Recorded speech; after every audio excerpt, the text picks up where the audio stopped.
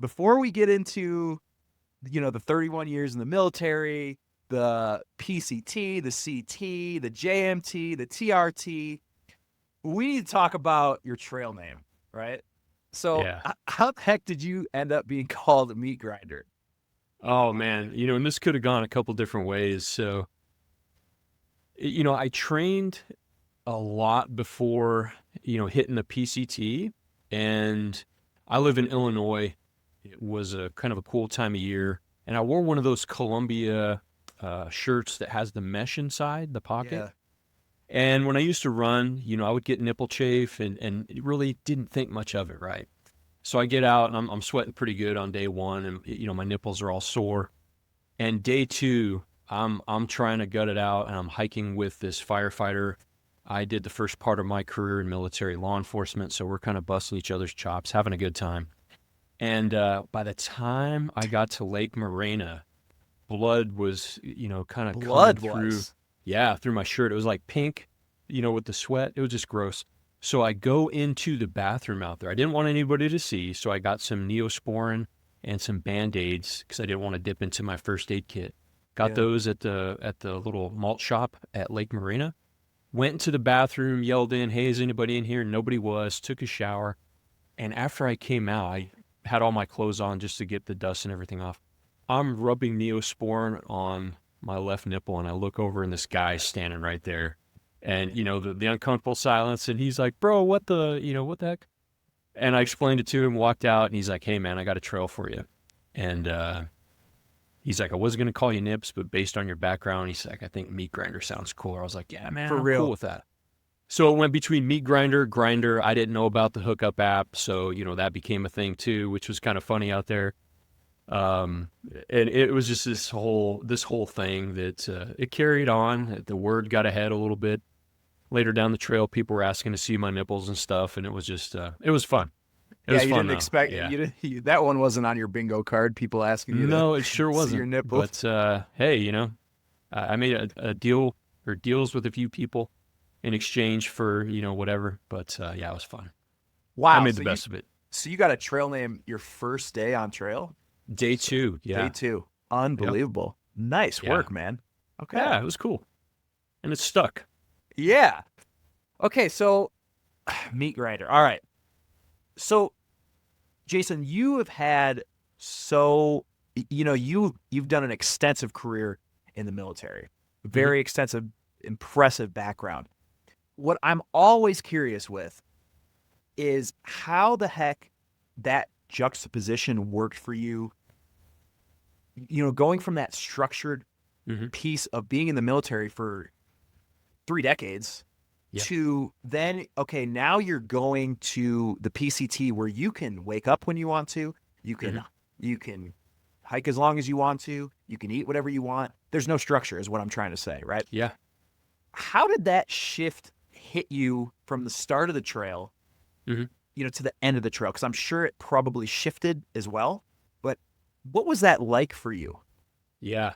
Definite progression. So April 1st of 2021, I retired after serving over 31 years in the Air Force, and retired from one of the senior most positions in the Department of Defense. So I was a command senior enlisted leader at a combatant command. So in a joint organization, not just in the Air Force. With that came, high levels of expectation, high levels of responsibility, authority, the weight of the world in some of these decisions. Working with just awesome people. But to your point, Chad, I mean, I grew up in, hard not to adopt that structure when you do it for 3 decades. And 2 weeks after that is when I started the PCT. So I really went off the stage and really, jumped into it. And it was a bit uncomfortable at first. Well, not a bit, it was very uncomfortable at first. Not so much the structure, because I knew toward the end of my career, probably the last 3 or 4 years, um, the identity that comes along with the rank in some of those senior positions. People didn't really know much about me, about Jay, the passionate husband, father, hiker, guy that likes to ride mountain bikes, jump out of airplanes, do fun stuff. I became known by my position. I was the chief to many people. Only a small circle around me knew who I was, really me. So it was very refreshing to step away from that and to just be Jay. That's kind of the funny part about the trail name, because I wanted to get away from that rank and that identity and just be me and figure out who I was after, 31 years. And so it was to your point, or to your question, it was very gradual, but the silence of not being so informed and having all these devices that I was attached to and having to be responsive to things around the world. We had a very large organization that I was part of the leadership team. And all of a sudden, it's quiet. I'm disconnected. I got to be myself. I just, like you said, could wake up, could go as long as I wanted that day, didn't have to worry about anything. It was great, but it took a bit. But what I noticed very soon, the similarities were also striking. The best part for my service, was the people that I got to serve with.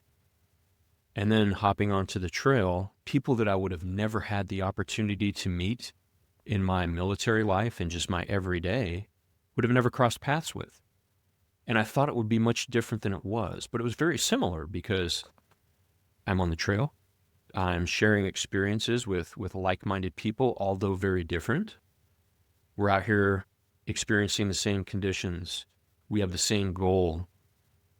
We're carrying very similar things. And in that, I guess the best way to put it, in that vulnerability of experiencing those tough times, the highs and lows of the trail together, that's what, builds really strong bonds, very similar to in the military. I mean, I'll tell you what, I could talk about this for, the entire show, but I'll stop there to see if that answered your question, or if you wanted to dig in on that a little bit more. No, I love that. It's like you have that shared suffering with folks. Yeah. Yeah, absolutely. And the shared joys. Absolutely. And that really forms that bond with people. It's like, Indeed. you hike 2 days with somebody on trail. It's like, now you get their phone number, your contact, you guys are best friends after trail and stuff. You share more with people in a short amount of time when you're under pressure. I got to know people in a 3 or 4 day span on the trail that in everyday life, with everything else going on, it would take months to learn probably those things about them. And, it just draws you closer. And it was awesome, man. Well, I think you just had an unlock for me, because you articulated that so dang well. I think that's why I like thru hiking, is the fact that, yes, it's a physical challenge for me. You get to see beautiful places. It's one of my favorite ways to travel now, actually, is like, I like seeing a place like that, But for me, it's like, I didn't realize it till you were kind of talking about it. I just love meeting the people there. I think it's so cool, because you're totally right with what you said of, you would never meet these people otherwise, right? And so I was looking at actually hiking the Arizona Trail this spring, right? And I was real gung-ho on this. I was real gung-ho. And then someone made a comment once, and they were like, it's a very isolated trail, actually. Yeah. Like, there's just not, it's not the PCT. It's not the TR, that actually turned me off to it. And I was like, you know what? I'm just going to hike the TRT. I think that's what I'm going to do this year, because I enjoy, so I love going, because you went solo too, right? Yeah, I did. So you went solo. It's like, but the cool thing about being solo that I always say is you're not committed to anybody on trail, because so you can kind of bounce around and stuff like that, and meet people along the trail and hike with somebody this day or hike with somebody that day. And you meet so many other people that way, versus you get married to somebody on trail, and you have to hike with them all the time. So, yeah, man, I thank you for that unlock, man. I appreciate that. Oh, absolutely. And, a point you brought up there, so I hiked the TRT with a friend that I've known since 3rd grade, and we hiked the JMT this past year together. Very different experiences, cool in different ways, challenging in different ways. We're fortunate to have, similar pace, similar level of fitness, similar daily goals and things like that. But I can imagine, partnering with someone that might have a different mindset than you, might have a different idea on what they want to get out of the experience, where I'm a guy where I'll stop and I'll spend as long as I want, whether that's fishing or looking at something. I'm not so worried about the miles will come. I'm not so worried about those daily pushes. But yeah, it was very different experiences doing those two different ways. Tell me a little bit more about that. What differences did you note? Yeah, we on this. I'll take the JMT this year, for example. We just because of the lives that we lead, didn't put a lot of time and training into our hike this year. So neither one of us was at a much different physical level. So we started off slow and took it slow. We endured. I don't know what it is with me and rain. We took 16 days to do the JMT this year and got rained on 12 of that. So we just, embraced the suck together. But the good thing is we didn't have a backstop or a time where we had to get back. So we were able to flex and, shorten some days or hold up a little bit. We had to actually wave off of Whitney because of the weather conditions that day. That was not a difficult decision because both of us, had safety in the forefront of our mind rather than, banging out that last 1.9 miles, and decided that, hey, this is another opportunity to get back out there another time. Whereas if I would have been with somebody who was, hard-headed and regardless of risk, regardless of, personal safety and the risk that you would place, somebody that's got to come rescue you or recover you, we had a similar mindset. So that made a big difference. Yeah. Totally. Yeah, that's like the thing.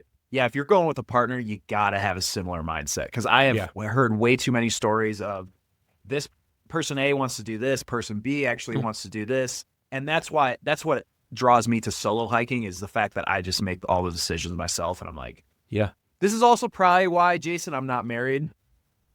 Or I might be a commitment phobe, Yeah. But at least in terms of that. But I either one can be very special because, with a friend, you go through frickin' 16 days on the JMT, man. That's a lifelong bond right there. Oh, yeah. Yeah. Yeah. But still, for example, with Brad's the guy's name, I like to fish. He doesn't. And we had that, that's just one example of while we're still sharing the things that we enjoy, there's time while I'm, fly fishing. He's over there reading his Kindle that he brought. Okay. So, there's times to, embrace it, do it together. But we're also, I was just fortunate to have a hiking partner that realizes that, got his own things, and there was no pressure involved. I wasn't like hurried to, grab a couple brookies or, some Goldens and just, move on. Yeah. We both just had, this chill approach to it, and it worked out very well. But I could see on the opposite where that could be problematic for people. Somewhat annoying, yeah. Did you, I'm curious, with the fishing, did you bring a Tenkara rod or what'd you use for that? Yeah. Yep. You like those? Yeah, it's I love it. It's so my wife, one of my favorite assignments was in Utah. Great hiking, mountain biking, and fishing up there and skiing. It was just awesome. And she got me a Tenkara rod, so I've had it for about 14 years now, and I just love that thing. Like my whole rig weighs probably around 4 ounces. Exactly what I need. I'll stop by a local fly shop, talk to the people there, support local business, grab some flies from the area I'm going, and just get up there and get at it. Yeah. Oh, that's love so that thing. cool. So I have one, and I've just kind of yet to use it, just because I don't have real good patience for fishing for whatever freaking reason. Yeah. But I could see where it would be, especially for somebody like me, like if I'm going with somebody, because I'm a type of I like to hike to get miles done. I love pushing myself and getting miles done. But I could see if I was on a hike or a camp trip with somebody that is more of a camper, where we spend more time at camp. Oh, that'd be freaking perfect, man. Throwing that thing in. It helps too, because I'm a very driven person, even though I say I don't, chase miles. I'm very competitive with myself at the expense sometimes of, missing things. I'm not sure if you had a chance to read it, but the in the moment chapter, I talk about, up on the PCT where I was just hauling ass, man, and I was passing by things. And I missed, some incredible scenery, some incredible opportunities to chat with some folks because I was just so locked in at getting a Kearsarge and going down for my zero and doing my resupply. And, I was on a high after Forester Pass, and I'm just like, man, this is awesome. Then I went back to that mode. what fishing does for me is it forces me to slow down and stop, pump the brakes a little bit. I have to go slow. There's finesse involved with 10-car fishing. Instead of just hauling ass on the trail, I got to, take my time and deal with the frustration of maybe casting and not catching anything. Really slowing things down and looking around. It kind of helps me shift my mindset. 100%. That is a big juxtaposition of actually slowing down and taking things in versus just crushing the miles, which is what a lot of thru hikers, and I definitely am guilty of too. It's why me too. It's why I really like hunting, actually, which is I've always said hunting is the only way that I can actually relax in the wilderness, and just like look at a freaking cloud because you're just sitting there glassing or something. And it sounds like fishing is that avenue for you. 100%. Yep. I love it. Where was I going to go with that? So where do you feel like your military background helped you on the trail versus maybe kind of hurt you on the trail? Yeah.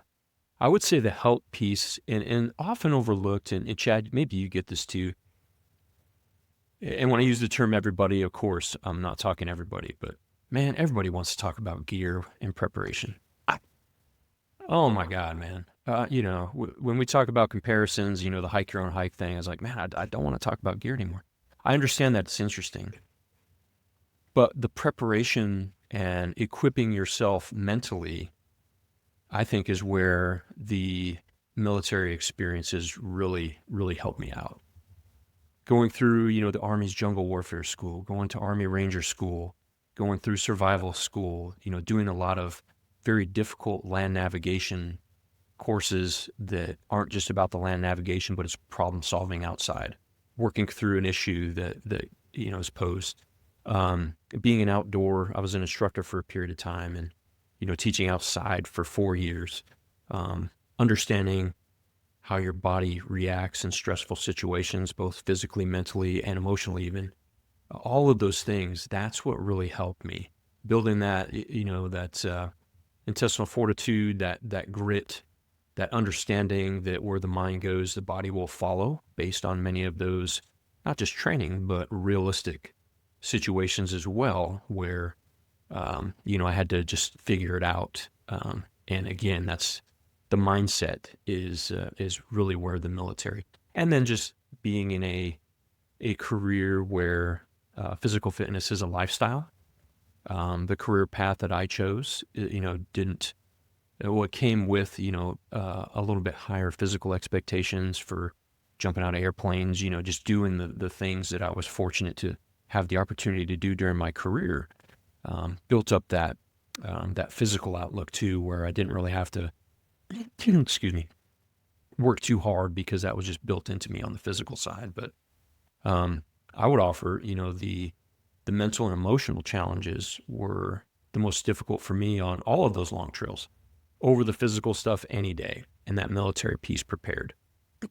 Now the detriment may be, let me grab a drink of water. Yeah, go ahead. All right. Yeah, the downside maybe was, I was built. I'm a planner. I'm a time on target guy. I have this far to move. It's going to take me this many hours at this pace. It's going to take me this many calories per day. I need to get this many meals when I drop into town. So I just slip back into that planning mode very easily, sometimes at the expense of enjoying where my feet are, instead of thinking, the next town I'm going to be in and what I need to do there. So hopefully that answered your No, it's a great question. Very yeah. Obviously you have great self-awareness of this. So it's like, okay, military helped you in the mental side of things of getting through those turn back moments. And obviously you were prepared physically, but also maybe some of that type A personality was kind of hindering your enjoyment of the trail. 100%. Yep. Indeed. And, I would catch myself, and it wasn't until, after Forrester and that situation where I was like, really, I need to slow down, man. So intentionality. And then I had that experience where I, had this amazing view when I stopped at a camp coming out of Bishop, going over Kearsarge Pass. I stopped short before actually getting back on the PCT. And I was like, something's just pulling me to this amazing sight. And it's actually what inspired the photo on the cover of the book. Woke up to just this incredible sunrise. I look over at my watch, Chad, and it was the 20th anniversary of my grandmother's passing. Holy cow. The one that actually inspired me when I was 8 years old to actually hike this trail. And, she was my person when I grew up, and I was like thinking, man, this is an incredible moment. But if I would have been so focused the night before on getting back to the PCT and getting those miles, that moment would have passed and I could have never got that back. Then I just started, being a little bit more aware of where I was at, and being aware of having that self-awareness to understand, hey, I'm starting to slip a little bit. I'm getting consumed by my desire to, get to a certain place 100%. by the end of the day. And I was able to kind of condition myself a little bit to realize that I was slipping and pull back a little bit, and really became more aware of those meaningful moments now, almost 5 years later, that I'll reflect back on. And those are the times where it's like, you know what, if I would have been hauling ass, I would have missed that. Well, it's a good thing it happened fairly early in the trail. Yeah. For you. Because otherwise, what a shame if that would have happened, when you get to the North Cascades in Washington and then you're like realizing it, right? But you got it. Yeah, but you got it in the Sierra. Yeah. You're like, all right, cool. Like, I'm only, a third of the way done with this trail, or not even whatever. I have a long way to go to experience more of these special moments. Was there any other special moments like that on trail for you? Just crossing into Oregon. I had a rough go in NorCal, man. Like, really. Mentally, I was kind of shot. A big fire year that year, and it was really wearing me out, and it kind of brought me to a low point. Started remembering combat experiences and some struggles I had with on the mental health front, and I would just, man, it was tough. So I think discipline really kept me going there. Through the heat. Highest I hiked in was 109. It was just, this heat wave that was falling. The whole people that I was in the bubble with, but man, it was miserable. And for whatever reason, when I stepped across the border into Oregon, and for those that are listening that might not know, even though California is 900 miles long, the trail through California is almost 1,700 miles. And to step into that next state after being in California for months, it's this mental barrier that you break through, not just the linear piece of crossing the border, but man, it was like the weight of the world was kind of lifted off. The weather, actually, it was different. A light rain came in, I sat down, and it was just weird, this reflective moment.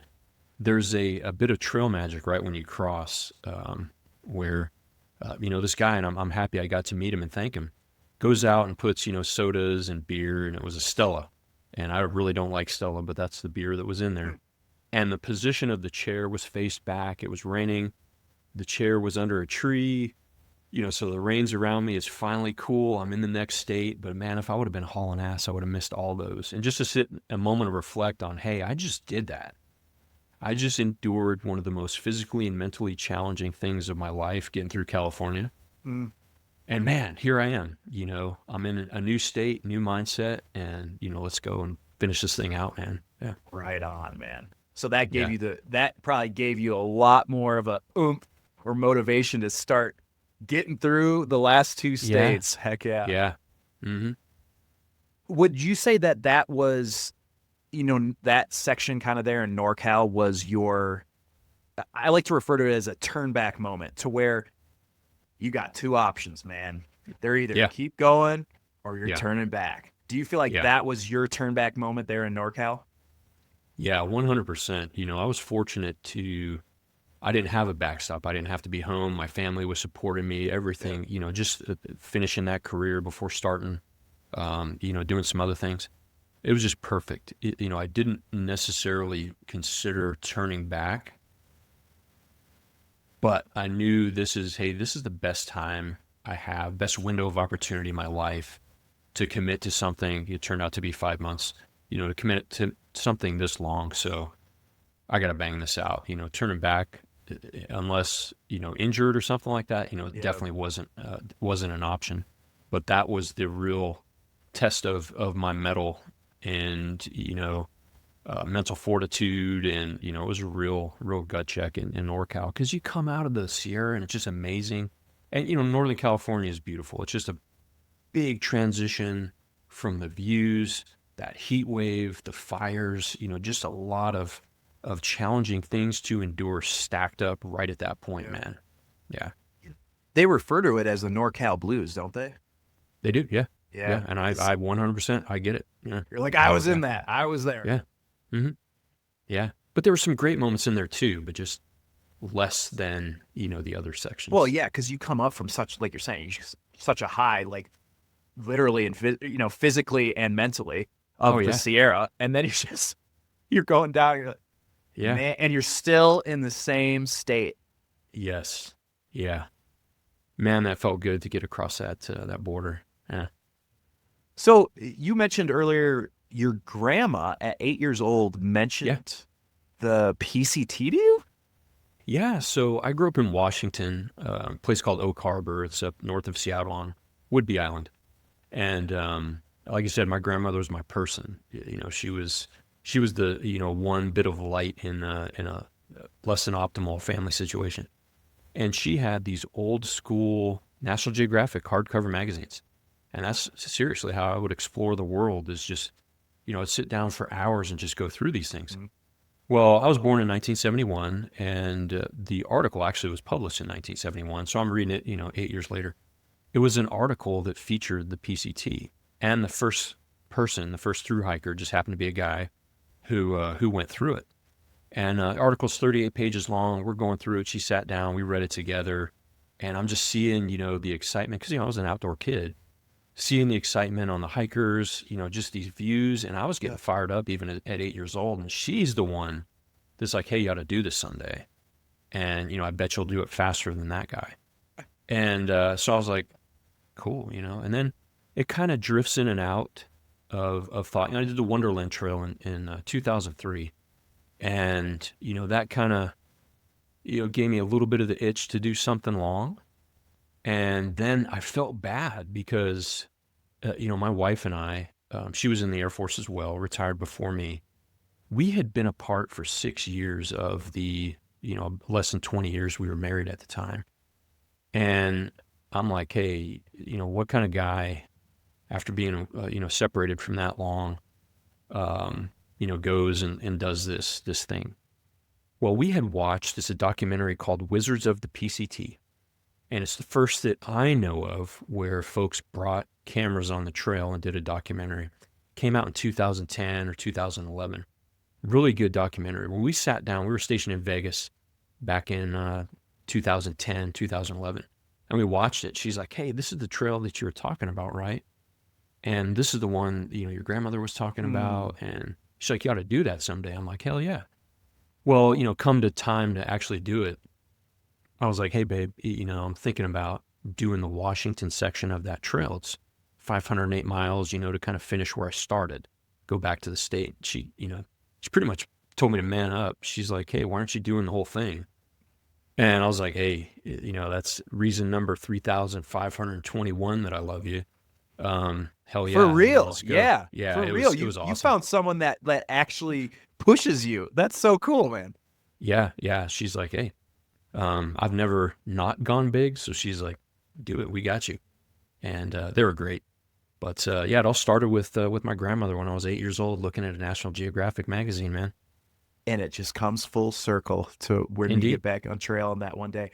Unreal, man. How did you? So you mentioned the Wonderland. You've done the TRT, the CT. How did those trails compare to your experience on the PCT? Because something that I've always thought about. I haven't done the PCT. I've done northbound JMT, Colorado Trail, Wonderland. You went to Highline. All those, right?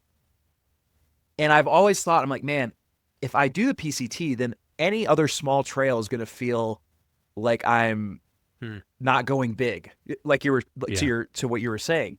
And I almost feel guilty because I'm like, oh, I know I can do something this long, Hmm. but I'm doing something like shorter. How like how do your experiences differ, from something that's super long, a 5-month trail, to something that you Yeah. can experience in 2 weeks?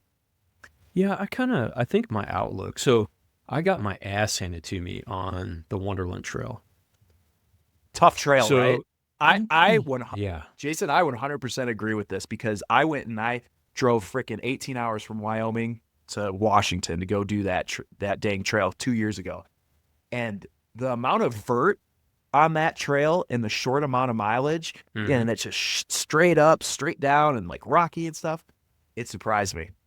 Oh, yeah. Yeah. And I went out, hard. Like, I graduated Army Ranger School, chest beating guy, a couple years. I thought heavy's hardcore, heavy's badass, Yeah. whatever.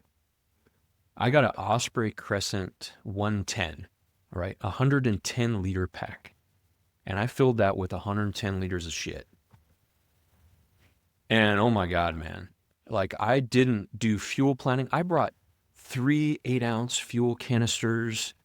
I didn't, do the math behind fuel consumption and all these things. I brought all these extra things and I endured that trail.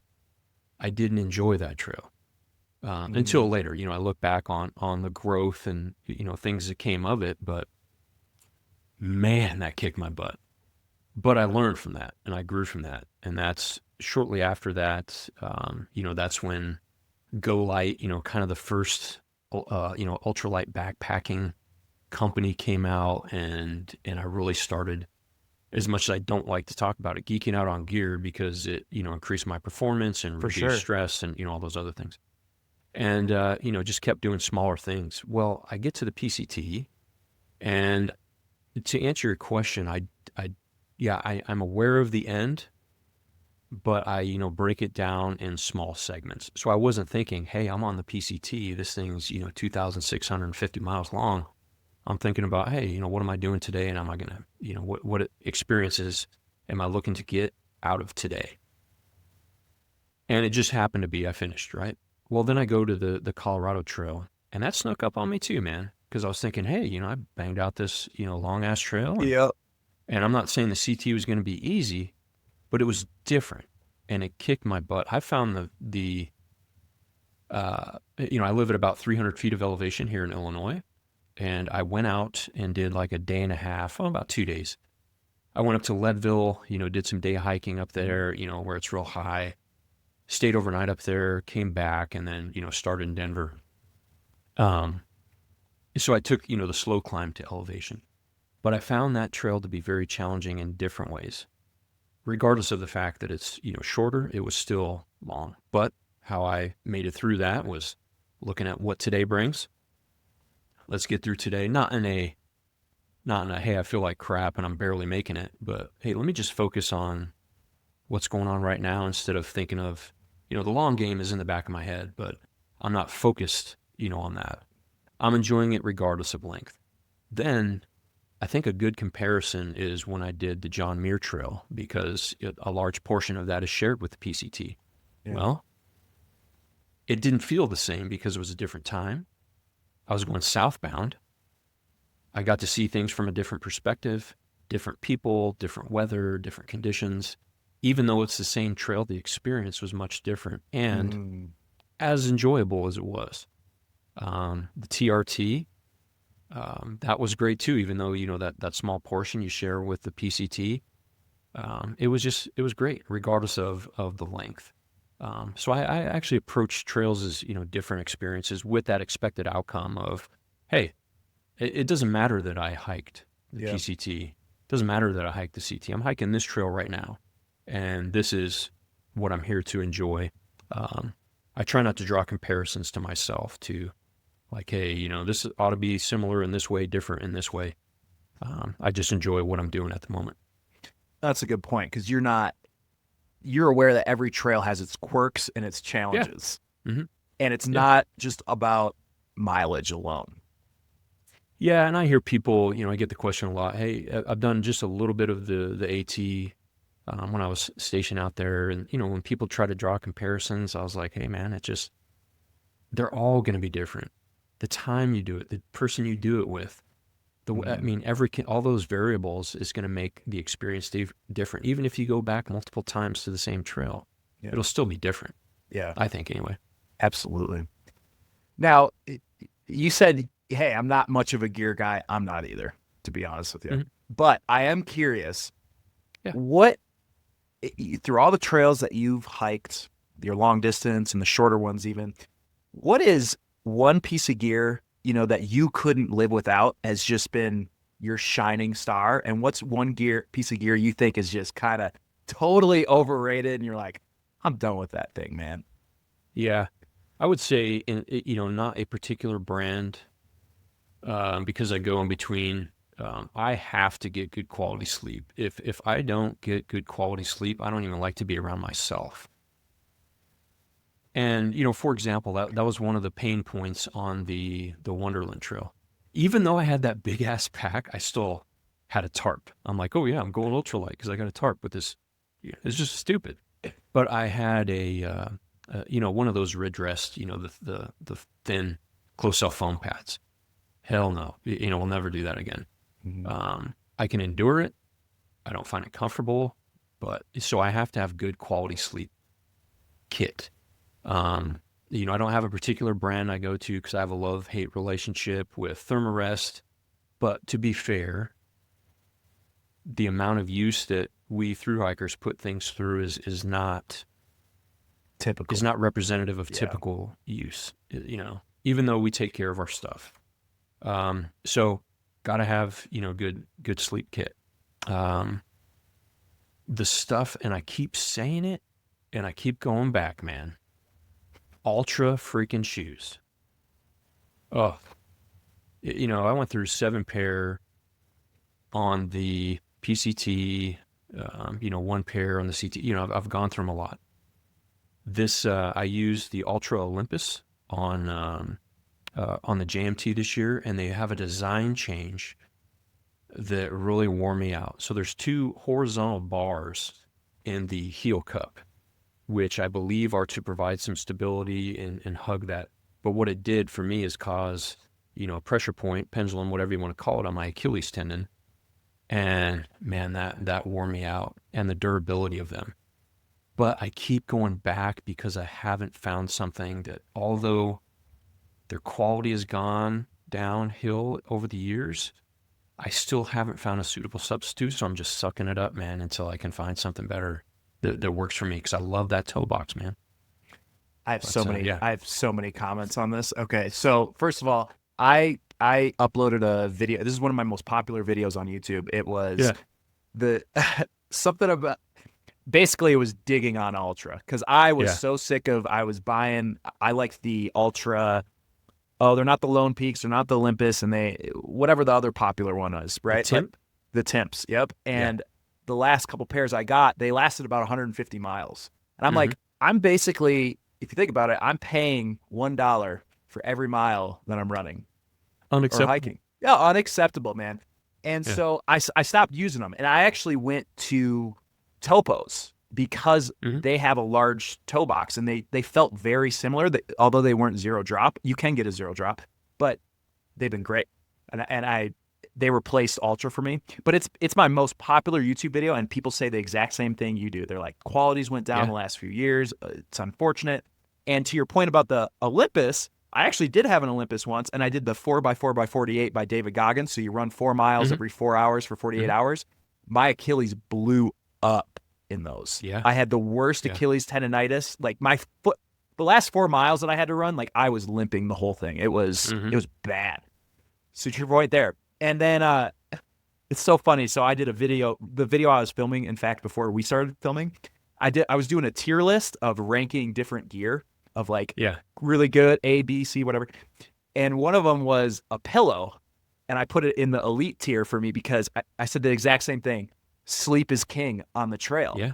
And if you get bad sleep, it don't matter what area you're going through the next day. You don't really you're not paying attention to that view, or you're really not. I was so delirious on the Colorado Trail. I had been listening to this audiobook, about Ed Visters, who was doing all these 8,000 meter peaks, right?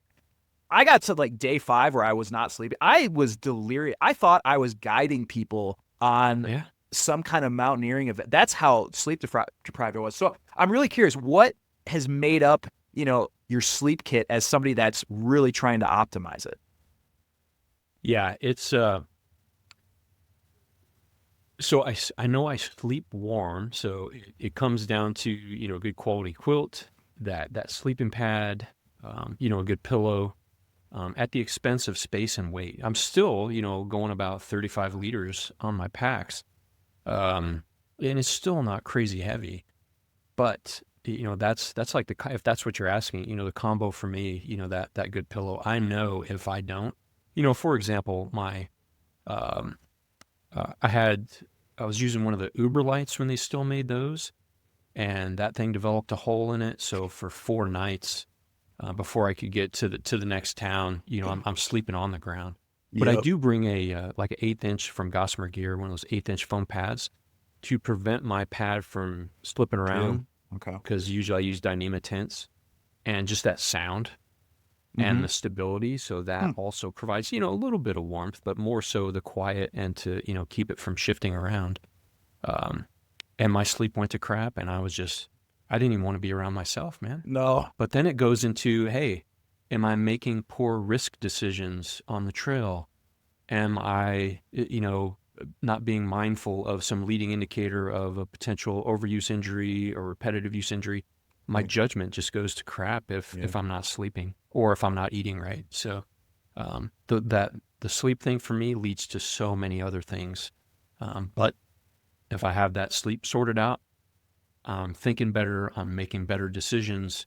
The risk comes lower, especially as a solo hiker. All of those other things that come out of it is very important to me. Yeah. Now, people re-listen to that because this is coming from somebody with 31 years of military experience, and I'm sure there was many sleep-deprived nights of whether you're in Ranger School or whatever the heck you're doing, right? Like, Indeed. hey, sleep is king, man. Yes, Yeah. 100%. Kind of going back to military stuff, I'm Uh-huh. curious, you know, obviously you went through many different military experiences, and I'm sure a lot of that came up for you on trail. hmm What did confronting those memories on trail give you Mm. that maybe like therapy or other things that you did or tried didn't? Yeah, that's a great question, man. And it comes down to those distractions that are within an arm's reach anytime. If we're having my things, I deployed to Afghanistan 4 times, to Iraq 3 times at very critical points in those wars, those conflicts, and just experienced some, very difficult and, terrible things, or was around, those things. And typically, my go-to would be to compartmentalize these things, and, try my best to forget about it, or to distract myself with something else. Okay, I don't want to think about that. Well, let me just doom scroll. I don't want to think about that. Well, I'm going to dive into this book I enjoy. I don't want to think about that, so I'm going to go hit the gym and move some heavy things. Those distractions on the trail are gone, brother. So during NorCal, when the heat was just incredible, the smoke, I learned that I'm afraid of fire, and I never knew that. I'd never been afraid of anything. Those forest fires scared the crap out of me. So all of this stuff piling on top. And it sounds kind of cheesy because we're talking about a trail that's linear. All I could do was continue to go forward with none of those things that could distract me. I can't just pick up my phone and go through something to take my mind off of it. I had to sit in it, and I had to endure it, and I had to keep moving. And through that, I realized that, you know what, man, sometimes the best thing to do is just face it, not to avoid it, Mm. not to distract yourself with something else, to sit in your stuff, to figure it out. And what I learned was, and I hadn't had the opportunity to think this way because, you mentioned therapy, and yeah, I had plenty of that. but I didn't have anyone to talk to. I didn't have any place to go. It was just me, the trail, the conditions, and move forward. And what I found was it forced me to look at things in a different way than I had never before, and realize that, yeah, I was around some terrible events, loss of life, things like that. And it forced me to think, you know what? I did every damn thing I could. Everybody around us did every damn thing that they could. And you know what? We're in some difficult situations when you go to combat, and people are going to die. And sometimes you can do your best, regardless of your level of training, regardless of how you feel about the situation. Sometimes bad outcomes happen. And I hadn't looked at that and carried, blame for some of these things, like, what could I have done more? Well, I, realized through not having those distractions out on the trail, man, to your question, that, hey, I did my best. There's nothing I can do to change it. The only person who is suffering right now is me, because I continue to think the way I've been thinking. So I wouldn't have had that opportunity had it not been for that tough time in NorCal. So hopefully that answered your question. Yeah. So it sounds like it almost released you of the guilt that you had been carrying with you. 100%. Yeah. Whereas in daily life, if I'm feeling away, then I'm going to go for a run. I'm going to, do something to take my mind off of that, because I can. Out there, not as easy to find those distractions. My gosh, for real though. It's like, yeah, you are literally just putting one foot in front of the other, and there's nothing else. Yeah, you can't sit down at a TV. You can't, maybe you can pop in an audiobook or something, but it's like, man, but you're still out there by yourself, and you're not going to listen to that all day. It's like, yeah, I think that's the special part about through hiking also that I really enjoy, which, to the first unlock you gave me, which was hiking with folks or meeting different eclectic type of people on trail. Oh yeah. But also the fact that, when I do a through hike, let's say the Colorado Trail, it took me 3 weeks, right? Mm-hmm. I always say that my gratefulness for things, especially filtering water, having clean water, sleeping in a bed and all that type of stuff, it's a 1-to-1 ratio of how long I was on trail to how long that will last when I get back to real life, right? So in other words, it took me 3 weeks on the CT. For 3 weeks back, about 3 weeks to a month, when I was back in real life, I felt extremely grateful for my bed, for whatever, right? Like this water and things like that. Did that happen for you on the PCT? Like, what was that like when you got off of the PCT, go back into real life to make that transition? Or, what did that look like for you? Yeah, I really had an incredible sense of gratitude for all the things, when I got back. Like, hey, I can just hop in my car, and it's going to take me 15 minutes to drive what I did in a day. Hey, there are 9 sources of fresh water that I don't have to filter in my house right now, not including the toilets. Just all of those things. The time with loved ones, even though I carried an inReach, I would, text my wife or my sons. Well, guess what? They're in the next room, and I don't have to wait for that to go up. I don't have to wait for that to come back. Hey, I'm tired of these bars, and I don't ever have to look at one of those again because I have all of these options. Just all of the things. It came down to answer your question, it was that sense of gratitude for all of those things that oftentimes, we take for granted in the lives we live, especially here in the U.S. or most countries that the hikers come from. But yeah, definitely a different sense of gratitude and the control too, man. Because when you step away from the pace of our everyday life, with cars moving fast, the context shift. If you're scrolling through social media, you can see 100 things in 2 minutes, completely different. When you're at the pace of walking and the world is just passing you by at your speed, that does something to you. The burdens of the world, were off of my shoulders. or drama on socials, or just the way, news cycles spin and things like that, to be away from that, just that sense of inner peace. But then when you come back to it, it does kind of hit you a little bit. Right. But I certainly realized when I came back, it's like, hey, I have a choice in this. Put the damn phone down, change the channel, consume what you want to consume. So your question kind of sparked some thoughts that took me all over the place there, but hopefully I hit the point you wanted. Yeah, out of that. absolutely. Because I'm curious, what has stayed, that you've either been grateful from the trail that you got, or like you were talking about, you get back and you're constantly bombarded by media and phones and notifications and stuff like that. What has stuck for you that you still carry in normal life that you got from the trail? Whether that is, a lot of people will get back and they'll get rid of a bunch of their clothing, or they'll, I'll use the same damn dish to eat my oatmeal with every morning, dude, because I'm thinking, why do I need another dirty something else? You know what I'm saying? What is stuck for you? I think the simplicity of knowing how things can be. So I had 35 things in my pack. Things that were multi-use. I didn't carry anything I didn't need. Yeah. I only needed the things that I carried. I figured out how to do with what I had, and how that translates now is in a bunch of different areas.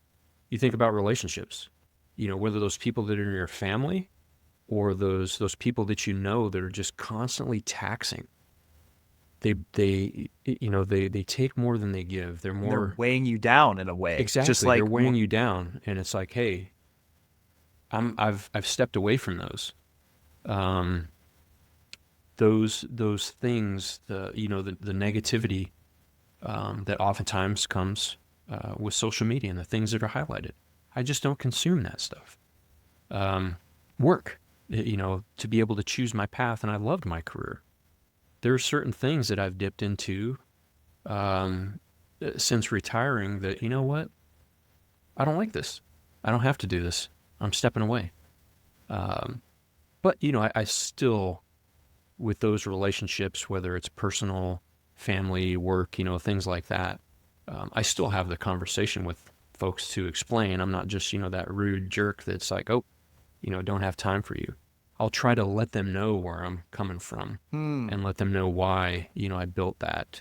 And then, the simplicity in life, to your point, the excess of things, I didn't come back and turn into a minimalist and throw everything away, but I think fundamentally things are different with what I choose to purchase, what I choose to bring into the house, the things that no longer serve a purpose for us. Let them go, donate stuff, I could take that a lot of different directions, but I think the core of it is simplicity. I love that. I'm curious how those conversations go with the folks that you kind of are letting go. How do you go about that? One in particular stands out to me that, I wouldn't hear from for months or sometimes years. And then, you slowly let that person back in, and it's, hey, I need help with this, or, this is going on in my life. And after you have invested that time to try to help that person by presenting them or leading them to options and opportunities to change their life in a positive way, and eventually if they choose not to take that or choose not to discover that for themselves, I can't just keep going back and letting you weigh me down, or it's making you feel better to have this conversation because it's off of your shoulders, but that doesn't necessarily mean it needs to come to mine, and for me to carry your burden. So one in particular, of course, I'm not going to name the person, but comes to mind, and it just got to the point where like, hey, we're just we can't talk anymore. Absolutely. Which is unfortunate, but hey, I feel better. Yeah. And I gotta look out for that. It's like carrying that 110-liter pack, you got rid of that. Yeah, I sure did. Yeah, some dude in Australia bought it. So I put it on eBay. It's funny. So for whatever reason, folks in Japan and Australia, I don't know what the deal is. They had to pay a lot of tax. People actually messaged me about that when I was selling that pack. Just, random, but yeah. It's awesome.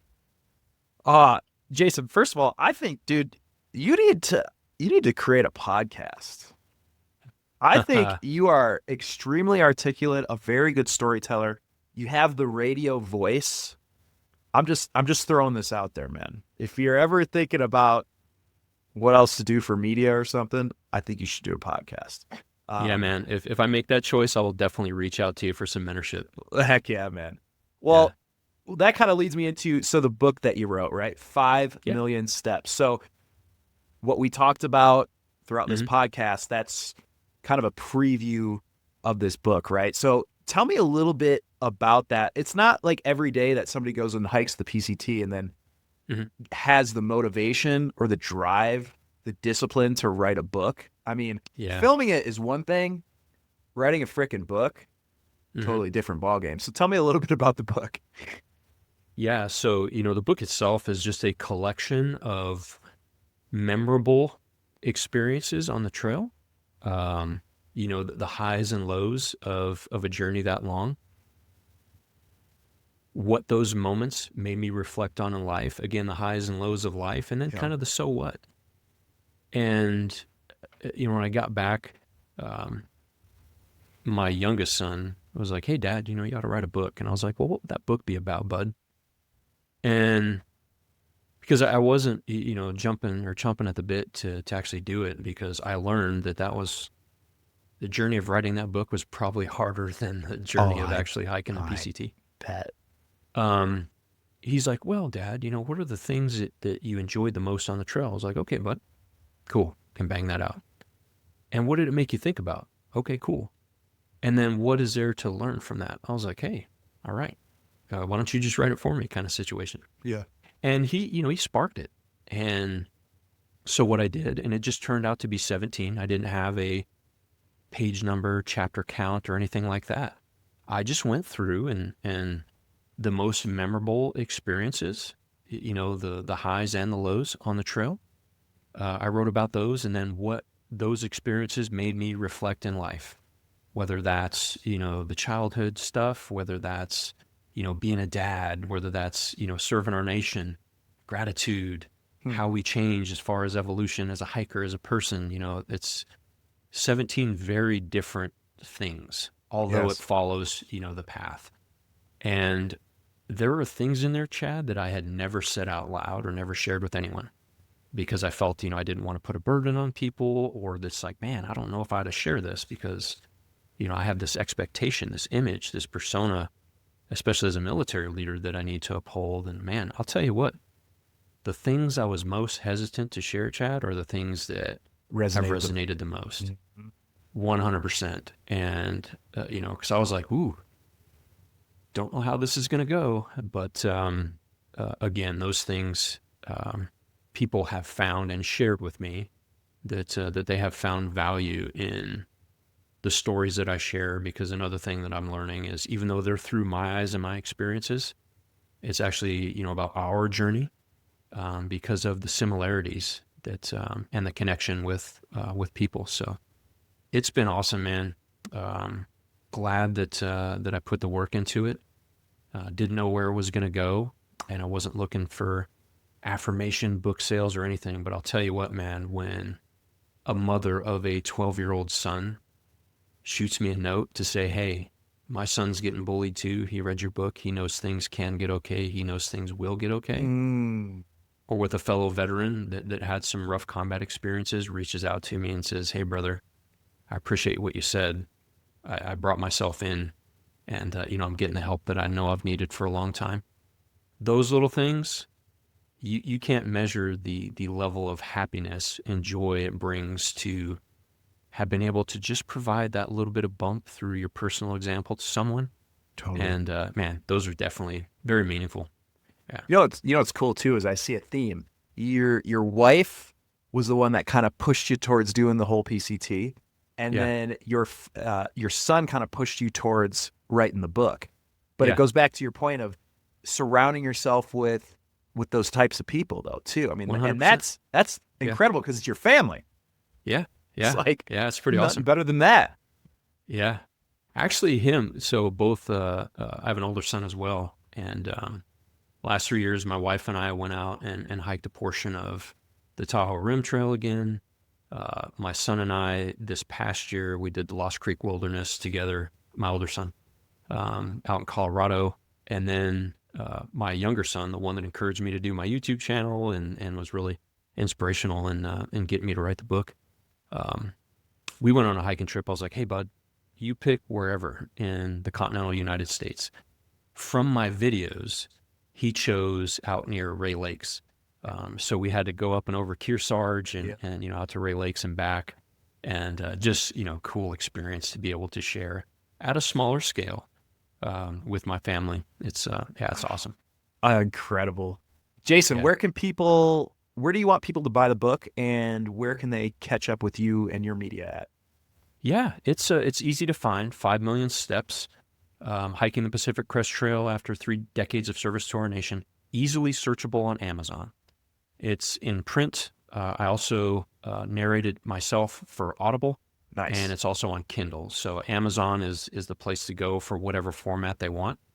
JayF Adventures on Instagram. I'm not as active on there.